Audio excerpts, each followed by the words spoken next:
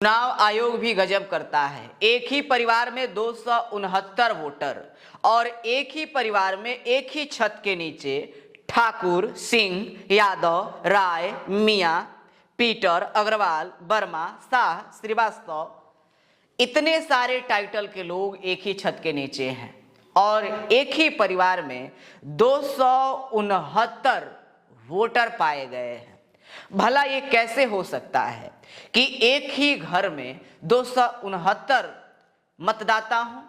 ये मुजफ्फरपुर के भगवानपुर के उत्क्रमित मध्य विद्यालय का जो बूथ है, बूथ नंबर 370, उस बूथ के अंतर्गत आने वाला एक परिवार, जिस परिवार में टोटल जो उस बूथ पर टोटल वोट 100% है, उसमें से 43% वोट एक ही परिवार के घर में, एक ही परिवार में, एक ही छत के नीचे पाया गया है।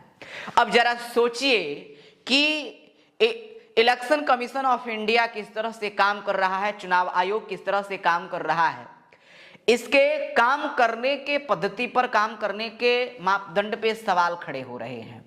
तमाम ऐसे मामला जिस तरह से राहुल गांधी ने उजागर किया है वोट चोरी को लेकर के, कथित वोट चोरी, वो कह रहे हैं कि वोट चोरी हो रहा है, लेकिन जिस तरह से मामले सामने आ रहे हैं, कहीं ना कहीं चुनाव आयोग पर सवाल उठता नजर आ रहा है। इसी तरह से एक बनारस में भी मामला आया है कि एक पिता एक और उसके 48 बच्चे, 15 बच्चे तो ऐसे जो एक ही समय में पैदा हुए, और यानी कि बाप एक और बेटा 48, और इन सब का वोटर लिस्ट जो है एक ही घर में, ये सारे वोटर एक ही घर में हैं, यानी कि बाप एक, 48 बेटे, 48 का वोटर लिस्ट में नाम है।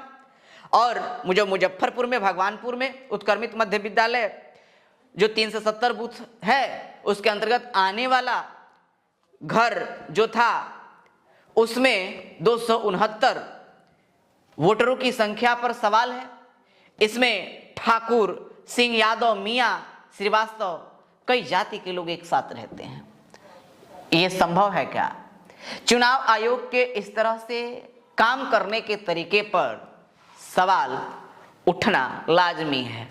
चुनाव आयोग जिस तरह से काम कर रहा है, आप उस पर क्या सोचते हैं? आप नीचे कमेंट बॉक्स में कमेंट करके हमें जरूर बताएं।